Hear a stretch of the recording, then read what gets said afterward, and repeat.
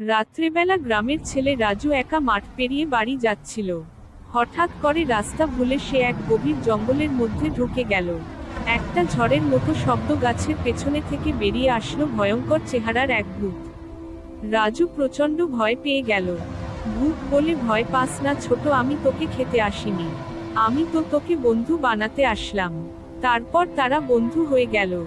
ভূত রাজুকে মজার কিছু জিনিস দেখায়, গাছের সাথে কথা বলা, বাতাসে উড়ে বেড়ানো, আরো নানান কিছু। হঠাৎ গ্রামের এক লোক রাজুকে ভূতের সঙ্গে দেখে নিল। তারপর গ্রামবাসী একত্রিত হয়ে মশাল নিয়ে ভূতের খুঁজে বের হলো। রাজু সবার সামনে দাঁড়িয়ে যায়, বলে, ও আমার বন্ধু। ভূত দুঃখ করে বিদায় নিতে চায়। এক বৃদ্ধ বলে, ভূত হলেও যদি মন ভালো হয় তাহলে সেও আমাদেরই একজন। তারপর ভূতকে গ্রামের একটা গাছে থাকতে দিল।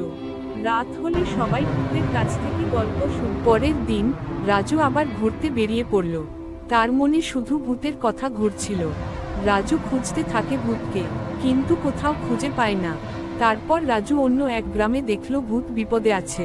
রাজু ওই গ্রামের মানুষকে বলল, ও তোমাদের কোন ক্ষতি করবে না, ও আমার বন্ধু। রাজু গ্রামে এসে ভূত বিপদে পড়েছিল সে কথা বলাতে গ্রামের মানুষ বলল, তাতে আমাদের কি। সে কথা ভূত জানতে পেরে কষ্ট পেয়ে রাজুকে একটু দূরে নিয়ে গেল। তারপর ভূত বলল, বন্ধু তুমি ভালো থাকো, আমি চলে গেলাম। ভালো ভূতের কোন মূল্য নেই। রাজু তখন বলল, ঠিক আছে বন্ধু, তুমি ভালো থাকো, তোমার সাথে আর কখনো দেখা হবে কিনা বলো। ভূত বলল, দেখা হতেও পারে।